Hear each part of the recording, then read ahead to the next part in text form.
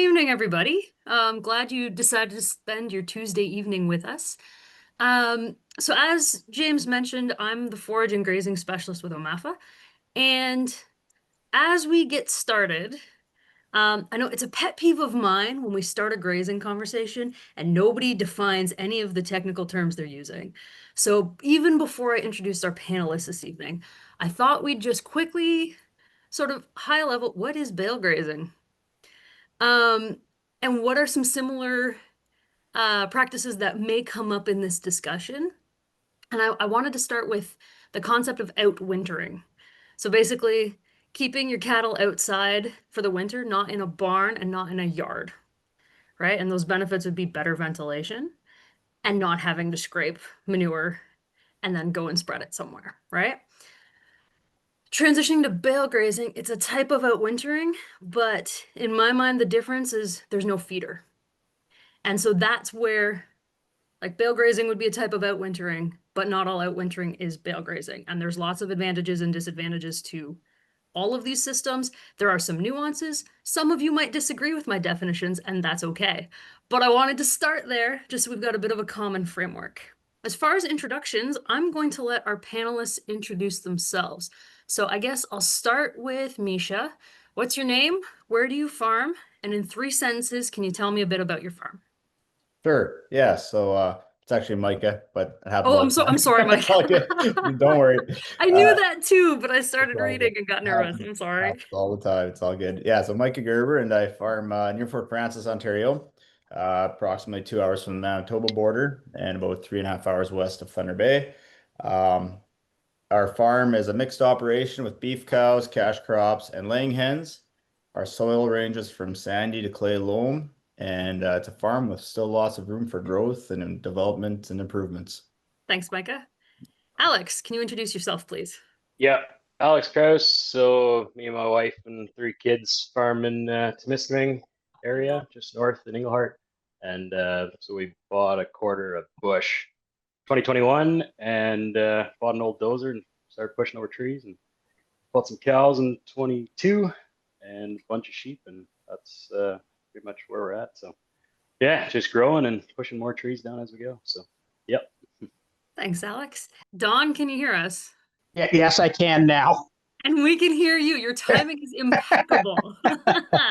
So I would like you to, could you please give us your name, where you farm, and in 3 sentences, tell us about your operation? Don Bedore, farm in Lanark County in Eastern Ontario with my wife Barb and our 2 teenage boys. We have about, depending on the time, 50 to 60 beef cows. We cash crop corn and soybeans and do some custom work. All right, thank you. So to start off this discussion, why did you start bale grazing? And Alex, maybe I'll pick on you first. Well, efficiency was probably I put that down as my very first thing. Uh, Mostly, I don't like moving bales too many times, and I'm not a big tractor guy. So that was our big thing is once they come out of the field, they come off the wagon to where they're going to be, and that's it, and that was kind of our big thing. And just keeping cows out on ground that we've just cleared. So Very good. Micah, why'd you start? Yeah, primarily to kind of improve our pastures. Also, efficiency kind of goes along with it for sure. It worked well to integrate with our corn grazing, and it reduces a lot of manure handling for us, which is really nice. The cows do really well on it, and so that was another reason. And yeah, it's a really nice way to target just poor areas in our fields that it's kind of like a very basic variable rate fertilizer application. Very good. And Dawn, why did you start bale grazing? Um, my reason was a little different from Mike and Alex. My number one reason are bulls are idiots.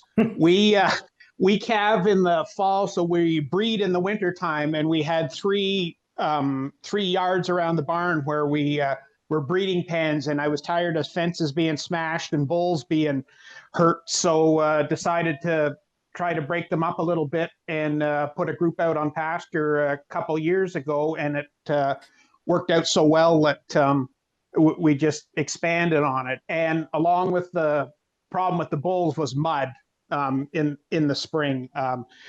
where our farm is, where the cattle are, it was it's fairly heavy ground. So if it was a wet spring, it was muddy. And since we calve in the fall, our calves are sold the first week of May, and it was hard to keep them clean for sale time. So it was just tried something different to, like I said, for mainly those two reasons. The benefit to the pasture was kind of an afterthought. Fair enough. So even though the benefit to the pasture was a bit of an afterthought, where do you put your bales and why, Don? So we're past grazing two pastures now in the winter, and basically we cover as much as the pastures we can in the winter. We're not complete bale graze. It's kind of a hybrid model. Like we still feed with the tractor and round bale feeders, but what spread the feeders out on the pasture through the winter. Like every time they need fed, we move the feeders to a different spot. Alex, what about your bale position? We're trying to cover everything. So everything that we've cleared, we're just moving every year across the farm. So that's kind of the main plan. So every time we just put up, we first started with just a couple day moves, and now we're going to like weeks at a time move. And so we're more or less trying to cover the whole farm at some point here. And then, but we have done fall. That's mostly winter, but for fall we have put it in kind of weedy areas and things like that, just for a short term if we need to, go between crops or something, or if fence isn't quite ready yet, we'll dump a load of bales out for a week kind of thing, and go in some weedy areas and try and knock them back. But for the most part, we're just trying to cover all of our grass. And Micah, same question. Yeah, so right like this time of year, I'm kind of selectively putting the bales based on kind of the drier areas when it gets wetter in the fall. Same with the spring. But and then when once it freezes up and the ground is solid, we kind of move toward more systematic system too, where we have also do a bit of a hybrid system with corn and the bales. So we use our rotational grazing paddocks, and so we are also kind of like Alex trying to hit everything, and so just systematically moving through those and covering as much ground as we can with them. Well, we're starting to get questions in from the audience. So, Don, have you seen any difference in calf performance since you've gone to bale grazing? Yes, we have. That was one reason we kind of expanded on it. Was kind of an aha moment after that first year. That first group of cows we put out on pasture. The calves were heavier in the spring when we went to sell them than what the ones that were confined were, and they were cleaner. We didn't use as much bedding. So yes, we definitely found a difference in performance, and the cows were in a little better condition as well. All right. How many head per acre do each of you run on your winter pastures, and what have they got for shelter? So, Micah, can we start with you? Yeah, okay. So we're running about 50 head. Our paddocks are roughly 10 to 15 acre paddocks, depending on where we have them at the moment. And they're so, I mean, we can we can feed as many per acre almost as we'd like. We just, adjust our how many bales we put out at a time for that, right? So and sorry, Owen, what do you have for shelter? A lot of our pastures are still, they're not wide open paddocks. There's a lot of, I shouldn't say a lot, but some bush in each or almost each of them. And we use the bush as shelter in the coldest. And we do kind of adjust because I use that paddock system, depending on the weather. We'll kind of pick one that's a little more sheltered if if it's very windy or just exceptionally cold. So we kind of pick our paddocks based on the conditions as well. Don, how many head are you running, and what do you use for shelter? Or sorry, how many head per acre, your stocking rate? It's kind of the same as Micah, where the two pastures that we're been wintering on, they'd be probably 16, 17 acres, and there's about 20 pairs on each of those. And shelter is the same. The two pastures we're using, they have a couple acres of bush on them, cedar bush on them, so they've got access to pretty good shelter in bad weather. Oh, I'm not really sure. The acres per cow, yeah, it kind of like we bale graze right from December right through till April. So we'll set the whole paddock, you know, if we got 10 acres kind of that we're working on, or 5 acres or something like that, then the whole 60 head will be out there. And then we got a lot of bush still. So we're in between bush, or some paddocks aren't in bush. So we'll just open the bush paddock up so they can get back to it. But they pretty well stay on that. I'll show you a picture later, but it's like a 4-acre, 5-acre paddock, and it's all set up already. And there's bush all around it, so they can go wherever they want. But in places where there's 30, 40-acre paddocks that we're just working our way slowly across, they'll just come back to the bush on those ones. So, Alex, do you want to show us that photo of kind of what those paddocks look like? It sort of really, I think, captures how you set out your bales, which was my next question if the audience hadn't taken off, which they have. But also sort of shows, you know, what they've got for shelter and kind of how you're putting those bales out. that's basically where they're gonna be after our corn graze. So they're gonna go into there probably March this year, and there's about enough feed there for a little over a month. So that'll take us straight into calving in mid-April or so. And this is actually on the top of a hill, kind of, and then that bush is more in ravine than it looks like, but there's flat spots down in there, and they'll hunker down in there when they need to. And this is more or less just we cleared this kind of quick, and it's out of the way, and it touches our corn grazing, so that's why it's not in our normal pastures that we're working across, and it's just in a handy spot more or less. So Micah, how do you set out your bales? And also, all three of you are welcome to share photos at any time if you feel it illustrates your point. Right. Yeah. So right now I'm actually taking them out 2 at a time. Just because I'm moving around so much, just trying to pick dry spots, that kind of thing. Taking them out once a day. But once the ground freezes and solid, then we go to a weekly. I'll set every Saturday is usually the day we pick because I do work off farm, and so we kind of make it a family affair. And my wife drives the tractor out, and I come up behind with the skid steer, and then it makes it easy going paddock to paddock, dropping off the bales, setting them up, taking the twine off. So it's yeah, I'd say we'd spend maybe an hour and a half, 2 hours a week putting bales out. And Dawn, how about you? How do you set out your bales? Do you do it all at once or a few at a time? No, like I said, we are still using bale feeders, so we have those group of 20 pairs. Each group of 20 pairs would be 4 feeders in it, so they're filled when they're empty, and then the feeders are moved to a new spot. Now, we'd like to get to the point of setting bales out. So this is our first year with the Gallagher E-Shepherd virtual fence collars. So that is my goal, is to get bales in rows that we can move that virtual fence to let them feed themselves for the winter. That's the ultimate goal to get to. Very cool that you've got some new technology to play with.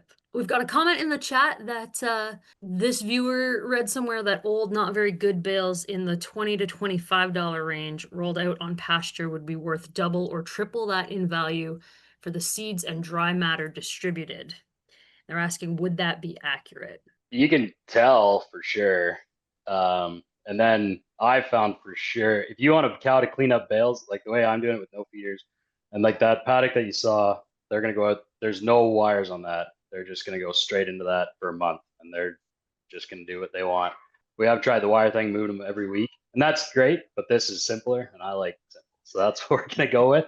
But if you want them to clean up a bale, a new bale is really good, but older bales, they'll leave a lot of waste, and then that sits there, and that'll break down, and the green that comes back from where those rings are is phenomenal, and it's definitely thicker grass, and even just your regular pasture, I would say easily double, if not. I got another picture for that too. You can pull the picture up.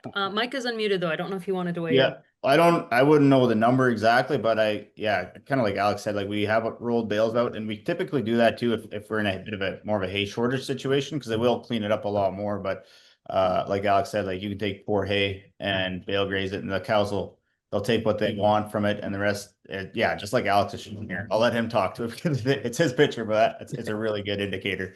Basically, where the bales were, you can see, and everything around it didn't have bales, and so that was taken in September, and both the pasture to the south kind of has been grazed 3 times, and the pasture to the north has been grazed twice.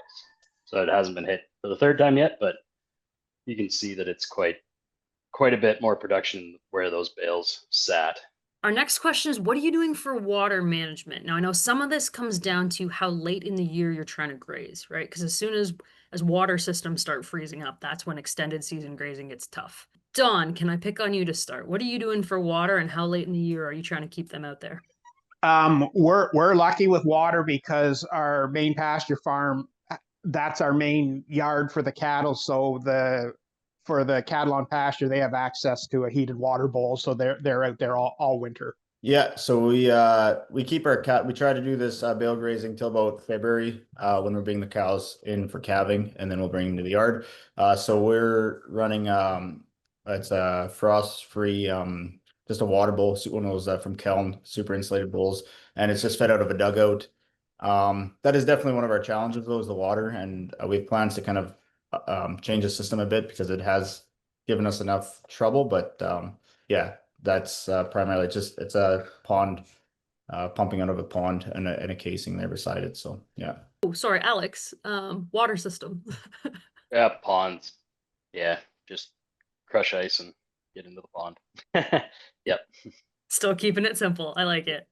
Um, all right, we've got lots of questions about managing string, managing wrap. So I'm going to try to sort of combine them all into one.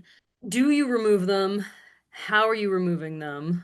That seems to be the gist of it. There's about 3 or 4 of them. So do you remove strings and wrap, and how do you do that before or after the bales are set out? That kind of thing. Dawn, what are you doing before you drop that in the feeder? Yeah, all the net wrap comes off before they go in the feeder. I love net wrap on bales, but it's the worst thing ever off bales. Alex, what's your approach? Well, all the bales get dropped in the summertime, and then any of the strings, like right now, keep telling my wife that we got to go pull strings anytime now. And but yeah, we'll just go out there and take the truck and throw all the strings in the truck and just cut all the bales. And then same with we have another pod set up for our sheep, and they'll get the net. They're all net, and that's more of a pain. You got to pick every bale up and then cut net and drop it. But everything comes off right now. In the next month or so, we'll have everything off and open, ready to go. And Micah, what are you doing? String or net, and when does it come off? Yeah, we take the net wrap off too as we put the bales out. The odd time when I've had some bales with sisal twine, that's the one time where it's kind of nice. That I'm not worried about leaving that out there. The one temptation, sometimes they use it because it definitely makes feeding a little quicker, but I still do like the net wrap. But yeah, it comes off and we place them. Yeah. You mentioned sheep, Alex, and we have some questions about bale unrolling, which I think is a bit of a nice tie-in. I know not everyone on the call has sheep, but many of the sheep farmers that I work with prefer unrolling bales when they're out wintering sheep to just dropping the bale there and letting them have at her. So, do any of you, I know Alex is the only one who has sheep, but do any of you unroll bales? Why or why not? Pros and cons. Let's have it. I've done both. Yeah, we have a unroller for the tractor as well, and it works good. Start the tractor every day, unroll bales, bale grazing. Never start the tractor is my ticket there. Big thing I've noticed on the unrolling on a fertility side on the pasture, if you unroll bales, you'll get fertility because everything's sitting on that strip that you put out. So you'll see that strip in the spring or in the whenever, where the bale grazing is. There's definitely the strip there, obviously, or the circle there, but you have way more water holding capacity wherever you're putting that bale just from that residue that's there. So if you're looking to clean something up, that's kind of what we use. If we got some really nice silage bales or something like that, then we'll unroll it just to make sure they clean it up. But we don't use that very often. And the sheep, they work really good in the bale grazing just as well as the cows do. Yeah, we have unrolled in the past too, but basically exactly like Alex said. The manure is there and that's really good, but there's very little residue left usually with the unrolling compared to the bale grazing where there's a lot more residue. Don, have you tried unrolling bales? No, we haven't. We've just used feeders. We've got a few more water management questions. So how far are your cattle walking to water? Quarter mile. Yeah, That for us. Yeah, that'd be the maximum. Be the maximum for us as well. Our barn and well sits in the middle of the farm, so it's kind of handy. We have pastures on both ends, so they come to the middle to get water. Dawn, do you have any issues with calves getting stepped on using the feeders in the winter? And do you provide a bedded pack for that herd? No, we don't. We've never had an issue with calves getting stepped on because we're pretty well done calving by Thanksgiving. And in a normal year, we've been feeding early this year just because of dry weather, but we don't start feeding till November. So the calves are up a pretty good size by then. And then that's another reason that I make sure why I have lots of feeders in the pastures, that so they're not that crowded. It's not that there's like 15 cows all around one feeder with a chance of a calf getting stepped on. So shifting gears a little bit away from water, we've had a few questions around any of that hay that they're not eating. So do any of you have a target? Like how much do you want them to clean up? How much are you comfortable with them leaving behind? Like what does that kind of look like before either you move them to a different bale grazing paddock or the winter's over? Like, Quite a bit. Yeah, I saw there was a question about the utilization. And it's true. For the bale grazing, we're typically not using our like alfalfa bales and things like that. We are starting off, especially in the fall now, it's our poor hay, hay that comes off of rented fields that aren't as high quality. So I'll pull up a picture here. Somebody else wants to talk to it, but we do leave quite a bit behind, but it's because we are the areas we are trying to improve need the fertility so much. The more we leave behind, the better it comes back in those 2 years later, 2 following years. Yeah. Dawn or Alex, how much are you comfortable with them leaving behind? It depends the quality of hay I'm feeding. If I'm feeding good quality hay, I want the feeders empty before I move them. But if it's poorer quality stuff, especially in the spring after the calves are pulled off them, I'll give them a little bit of leeway. So if there's a little bit left in the feeder, we just move the feeder, and then that's bedding for them. And Alex? Yeah, same thing. Leave as much as I weigh all my bales and feed test my bales, so I have a pretty good idea of what's going out there for what the cows are, and then that's how I decide how many bales are going out there, know how many cows are going out there, and feed test that for what they're going to need. But then also just take a 10% off the top, and then I'll put straw out there for if whatever reason they decided they really wanted to eat a whole lot more and they start eating the straw, then on to the next one we go. Okay. Yeah. So the way you're doing it is you're buffer. estimating about 10% that is just going to get trampled and Yep. and left. Yeah. Okay. Yeah. Cool. So with that, I mean, that's a wide range in terms of how much you guys are leaving behind. Do any of you find that you need to like drag harrow in the spring to break up leftover hay or straw? I'm going to this coming spring. We have some areas where they congregate that the manure gets a little heavier, and a farm that we rent, the gentleman had a set of chain harrows for sale, so I bought them this fall so that they're going to get a going over with it in the spring. At least that's the plan. Yeah, we don't. We just leave them. Sorry. Yeah, we just leave it. And probably the second pass, mid-August, the cows will have that beat up, more or less anything that was any residue that was there, they'll trample it through. And Yeah, we find if we actually disturb it, it takes longer to decompose. So just letting it sit there and decompose is about the fastest way to deal with it. So on that theme, I know in my experience talking to farmers who've tried bale grazing, there tend to be two camps. The first camp is kind of like you guys, where you tried it and you loved it and this was great and why didn't I do this sooner? And just it's a core part of your operation now that you're onto it. And the other camp tried it once and weeds came up and that was the worst idea we've ever had. Why does anyone do this? We're never doing this. So my question for you guys is, have you dealt with weeds? How do you deal with weeds? Why do you think we have such extreme experiences with bale grazing?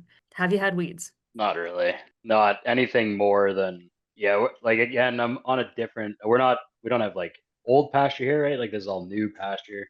And then we run the sheep through it. So even if there was weeds, we're not really having too big of an issue with that. The sheep are taking care of that to some extent. But as like an infestation of weeds or something like that, We'll see the occasional the first year after in that specific area wherever we bale grazed, once in a while I see a little bit of weeds. A lot of that I think is it's usually probably from the bales themselves, depending if it was older hay, like hay cut later in the summer, something like that. But by the second year, the grass usually outcompetes the weeds, no problem. Yeah, same for us. We don't find a major, like we don't see very little difference from pastures that we bale graze to ones that we don't for weeds. Like Micah said, there might be the first year a patch, and I agree. I think it comes from the bale of hay. But for us, a way to eradicate it, if there's a fairly large patch of weeds, just drop a bale feeder in the middle of it, and the cows will take care of it themselves, ripping it out. When you're dropping those bales out, I mean, I know we saw in Alex's photo, I believe they were on their ends, on the flat end for these round bales. Oh, they were on the round side. Okay. Because the question is, are they on the round side or are they on the flat side? So Alex's are on the rounds. Micah and Dawn. Ours Ours are are on the rounds. Ours are on the rounds as well. okay. We do ours on the flats. And I think I mean, I think it makes sense what you guys are doing for sure. And for us, it's because we put them out weekly. We're not too worried about rain sitting on them or things like that, right? So, yeah, Why on the flat and not on the round? Sorry. it's a good question. Actually, well, the reason is because when I put them out, I'll put them out on the end, and then I don't have to lift each bale to take the net wrap off, right? Right. We just go out and, other than that, there really is no good reason. And putting two bales at a time, the herd goes through it fast enough. You're right. They're not going to spoil on their end for that short amount of time. What is the biggest challenge that each of you have had with bale grazing? I would go out and pull strings and never in the fall. It's a big chore. That's a It was a pain. The first year we did it, we put out 200 bales and then moved the wire every week, I think is what we tried. And it worked good, but if you only have one string of wire, it does not. The cows, even our cows, are pretty good to electric fence, and we'll one strand all the time, and they walked right through it once there's snow, and we get enough snow here that insulates really well, and so that ground wire, secondary ground wire, is really helpful, and so you just put them 6-8 inches apart, and so they got to hit both of them, and that stopped them no problem. But that was a real headache for a week while we sorted that out. So Dawn, what's been your biggest challenge with this? I'd say probably the biggest challenge is the time it takes to feed them now compared to when they were all close to the barn where the hay is. It takes a little longer to go to opposite ends of the farm. Like I said, that's why I'd like to get to put more out at a time. Right now, they get fed about every 3 days or so. And then one of the other challenges is getting them locked up in the spring before, as the grass starts to grow, to get them off the whole thing. But that's where this past winter, that first group of cows that we put the shepherd collars on, it was great. We just put them on a dry spot and drew a virtual fence around them, and that contained them a lot more easily than what we've done in the past. But yeah, that's the biggest challenge, is get them off since they're on all winter till spring, get them off the main pasture before the grass starts to grow. Yeah, for us, the biggest challenge is the water. It's good till about -25, and then it's those anything lower than that, and it starts to be, we're fighting it a little bit. But I think for us, that's probably about the biggest challenge. Yeah. Okay. Do any of you calve out on those winter pastures? And if so, are you worried about predation at all? We calve on them in the fall, like the all cars, and we have lots of coyotes around, but knock on wood, we don't have an issue. We might lose one every 4 or 5 years, and that's about it. But it is a concern because, like, feeding cows today, there was a coyote sitting out in the middle of the herd with 3-week-old calves, but knock on wood, like I said, we haven't had any problems. Yeah, no, we bring them into the yard for calving. But yeah, so then predation is less of a risk for sure. But yeah, they're close to the yard, not like the pasture close to the yard. They'll calve out there, and they might be half bale grazing, half not bale grazing at that point. Any of you done any soil testing to compare, what a pasture was like before you bale grazed versus after, and did you see a difference in soil test results? I haven't yet. Same.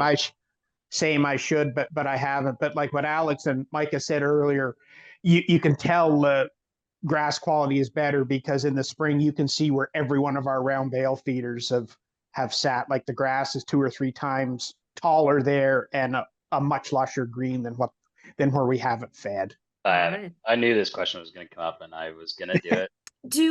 Have any of you had problems with pugging if the cattle are really punching up those pastures where you're out wintering on? And if so, how have you addressed that? How did you deal with that? For us, it just depends on the year. If it's a drier fall, it's usually not an issue at all. But if it's a wetter fall, that's when we kind of run into that. And then of course, once the ground's frozen, we stay frozen and then take them off before it becomes an issue. So for us, it hasn't really been an issue, I guess. Yeah, we're about the same. We don't really start bale grazing until it's frozen anyways, and then Yeah, we try to stick to the pastures that are fairly high and dry. Those collars worked really good last winter for our guinea pig group that we tried. If there was any low area, we can just change the fence to keep them out of that till it dries up. And have any of you done any overseeding on areas that you've bale grazed? Like, are you bale grazing it and then either frost seeding or in the spring doing some overseeding as well? And if so, what did those results look like and would you do it again? No, I mean, I think the seed bank that the bale puts down is pretty significant. So we have never done it yet. I've done it around the areas, but not, yeah. Usually when we bale graze, we just let that grow. Yeah, I concur with Micah. I think that we're putting enough seeds down by feeding where we are that it's improving it. It's improving with it on its own that we haven't overseeded anything. Even on those new pastures, like you clear it, you seed it first? yeah, clear it, seed it, and then let it sit that first summer, and then graze it and bale graze it usually that second winter, third winter. Do any of you have issues with cattle rolling the bales over the fence wire or into fences? Mike is grinning. Has that happened? No, it hasn't, but I'm just visualizing it. Yeah.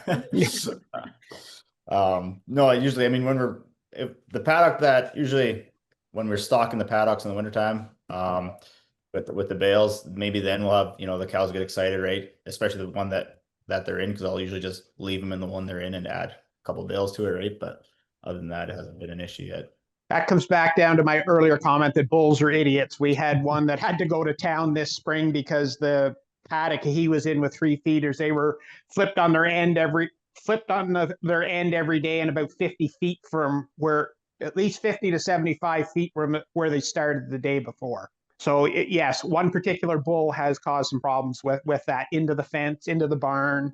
Don, we've got a specific question for you about that e-shepherd system that you mentioned. There's a question about the cost, and doesn't it require a collar on each cow? Yes, a collar on each cow. The cost was $350 per collar, and then it's $2.75 per month for cell charge if they are in a virtual paddock. The collars can be on the cows, and if they're not in a virtual paddock that I've made, then there's no monthly cost for them. Micah, we've got a specific one for you. So someone is interested in a bit more information about that heated water system you've got. Oh, okay, yeah. So it's not heated at all. It's just sorry. a super insulated trough is what it is.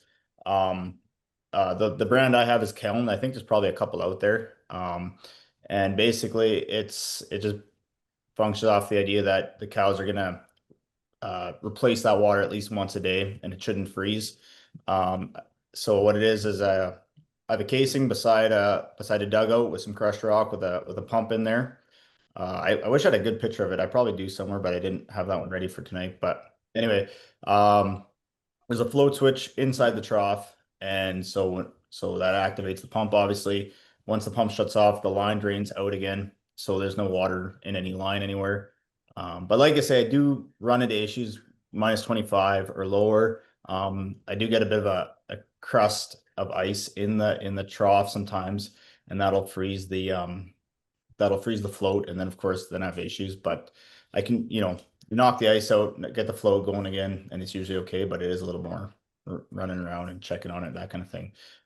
There is Yeah, I know my cousin's working on a system right now, which I think is probably going to work a little better. I think it's based off a motion sensor. And basically the water, once the cattle approach it, the water will flow, but any excess will drain right back into a casing. And that way you're never, should never have any frozen water up above ground. So be interested to see how that works from, but I think that might even be a better solution. How often do the three of you lime your pastures? Haven't yet. Yeah, me neither. All of you are shaking your head, but I know two of you farm in the north, so Yeah, maybe we'll get should be Colin to probably. talk about soil testing next week and see if you need it, right? Some I of those agree. like granite bedrock pH of 4.8 soils up there. I wouldn't doubt we need it because we put lime on our crop ground, but the pasture's kind of an afterthought that it's never happened. It's probably something I should look into. All right, so the homework I'm giving everybody on the call is ask Colin whether we should be liming next week. I bet he's got suggestions, ideas, strategies for how to make that go on a pasture. We've got some questions. We've got some more questions about your cattle. So, what breed or breeds of cows are you guys running? Yeah, we're also doing a Angus Hereford or Hereford Angus cross. Yeah. Yeah, that's what ours are. Well, Hereford Red Angus, and we breed them Charolais, but we don't keep any of the Charolais cross heifers. We breed a specific group, alternate between Hereford and Red Angus for replacements. Alex, this one's specifically for you. What are you doing with the stumps when you're clearing new pasture? They're old, which this bush was logged 20 some years ago. Those ones bust out pretty good. And then any of the big trees, they'll just come down with the dozer. So they, yeah, get put in the burn pile. And then once they're burned, just push them down in the gully with any ash, leftover trash. So. A question for me. At what pH level should you think about applying lime to pastures? With a crop field, particularly if you've got hay like alfalfa in there, you would want to lime it so that it's above 6.5 because the rhizobium bacteria that do the nitrogen fixing are very, very sensitive to pH, and they want to be ideally between 6.5 and a little above 7. That's perfect for them. In a pasture, we usually have less alfalfa. And we usually have some species that are a little more tolerant of lower pH. So I would say if you can get it above 6 would be your target. So yeah, if the pH is below 6, it's worth considering. I know, especially in some parts of the north, lime is really expensive to truck in. That can be a hurdle. But yeah, it's worth considering if that pH drops below 6 to see if you can get some lime and get that on, because having the pH in that sort of neutral 6.5 to 7, or at least above 6, really makes all of the crop nutrients in the soil more available. So your fertilizer buck goes further.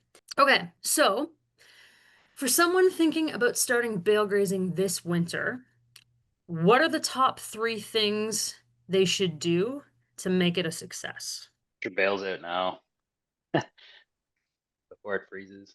If you're gonna do it the way I'm doing it, put your bales out now and take your net off, because once they freeze, that's a real pain. I think Alex, you touched on there. The electric fence is a big deal. If you're gonna use the electric fence for that, you definitely want to train to respect it already ahead of time before jumping into it. Dawn, what's something that someone Um, should do their first time to make it a success? I agree with Alex. If you're going to try it for the first time, put them out on some better pasture, and you'll see a response quicker. Um, Second, make sure any place you're going to try has access to decent water, because that can be an issue in the winter. And I guess like training to electric fence, it's the same with our virtual collars. Make sure they're trained to the collars before you put them out on the pasture. Um, is there a minimum rest period between bale grazing the same area? Like, would you bale graze the same pastures every winter? Do you give them a winter off? What does that look like to make sure that you don't get too much residue on the ground? I wish I could. I still haven't gotten through everything once. Okay, so we don't know. Same, we're still on the same. The pastures are big enough with the amount of cattle we put on that we feed through the winter. We haven't got over the whole pasture yet. Yeah, same. We're pretty well working our way across. We do have a kind of a close pasture that we unrolled on quite a bit, and we just continually unroll on it, and there's not the residue that the bale grazing has, so it's not a worry on residue side of things, and it's Okay, so James, take notes. We need to do this again in 5 years, and we'll have an answer to that one. Have any of you experimented with bale bombing in woody areas? So to feed them in the bush to try to get them to clear some brush out. And if so, how has regrowth been in those areas? I'm assuming of trees, but possibly of pasture. We've done it a bit on, like, not on trees, but on some bushy areas in the pasture. And like I was saying before, just drop a round bale feeder in the middle of that patch of bush, and that they'll tear it out. And we've had grass grow there after they've grazed there, or after the feeder's been moved, like the next year. Yeah, we did a fair bit one winter. I felt like maybe I did it a little too much because I did find it might have been a little bit hard on their feet. Because I was maybe pushing them a little bit hard there into some pretty rough stuff. But so now what we've done more is we try to mulch an area with a mulcher and then put the bales there, and that seems to work out really well. There's a little bit of regrowth, just small stuff that you can either you hit it once with a brush cutter or just hit that spot with bale grazing the next year, and it'll take care of it. But that's, yeah, kind of how we've done it now. yeah, Sam, we just kind of put them in the bush just to open it up a bit, and just where those spindly poplars are, nothing more than really like 2 inches kind of thing. Dump them in the middle of that, and they'll get in there and work around them, and tear the bale apart, and grass grows there for sure, the next year, and less trees, and take a long time to clear a bush that way, but a little bit at a time, I guess. Yeah. Do any of you have concerns about wildlife beating the cows to the bales? No. Okay. No. We haven't had issues either. I have heard of people having issues in the area, but not we haven't personally. Yeah. All right. Advice you wish someone gave you before you started bale grazing. We kind of talked about challenges already, but I can share a picture here that this will be an area that we mulched and then just bale grazed across it. Here, let's see if it'll pop up. So it just gives you an idea of yeah, the amount of residue we're leaving behind, some of the wood fiber that's still in the area, and yeah, this area this summer grew pretty nice grass. This was from 2 winters ago here, I believe. So just yeah, just a small idea there. Oops, sorry, still new to this. But anyway, yeah. Alex, Don, any last comments about bale grazing? I think it's go ahead. Oh, no, go ahead, Alex. I like kind of knowing what's out there. It's really annoying when especially when you go from like a feeder, something in the yard I found, and you're putting a bale out, okay, and and tomorrow the bale's gone. Okay, well, better put another bale out, or however you're kind of plan on feeding. That's how we were kind of doing before. And then you go to, well, we're going to feed them for a week, and we're just going to set this bale on the ground, and hopefully they clean it up, the way I thought they were doing it in the feeder. And for the most part, they do. It is, instead of moving that feeder and having a little bit of residue, the outside of the bale or whatever on the ground, it's now just on the dirt, so you don't have to move it. No more hauling, just that yard away. Yeah, I think I don't know where I was going with that. Yeah, and then weigh the bales. That's where I was. So, and then have that weight so that on day 5, if you're moving 7 days, on day 5 those cows are kind of looking at you like, what are we doing here? And then day 6 they're really looking at you, because now day 5 all the bales they've eaten into every bale. Not every bale, they're not all gone, but you can't really tell that there's rounds there anymore. There's residue everywhere. And then day 6 they're eating the residue really well, and by day 7 it's gone, right? And then you're moving them on. And then another thing, I wish I would have put a straw bale out there the first year when I was really trying to figure it out, because I was right down to the pounds, not leaving any waste. And that straw bale, then, not that they're going to eat the straw, but once they're going for that straw, okay, well, we should be moving them, or putting an extra bale out there every day, or just to give you that idea before, you get into that situation where you measured it all out, everything works, but then it doesn't work.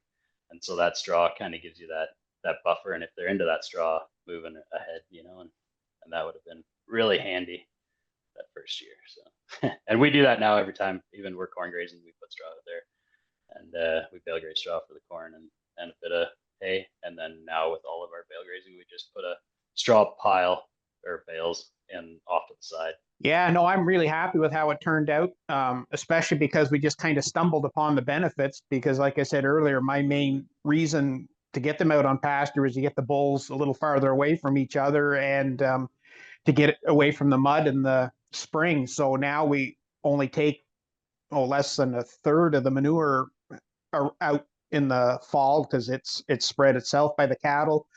And like I said, we've cut our bedding down tremendously from the yards at the barn. Like the two groups that are out on pasture, they will just put a bale of straw out for them if they're calling for like a bad snowstorm or something. For the small storms, they just spend the time in the bush. But if we do get a bad one coming, I will put a bale of straw out. So it's been like, yeah, it's worked out really well for us. And like I said, benefits that I wasn't even thinking about when we started it. Like I said, just kind of stumbled upon them. All right. Well, thank you, Don, Alex, and Micah.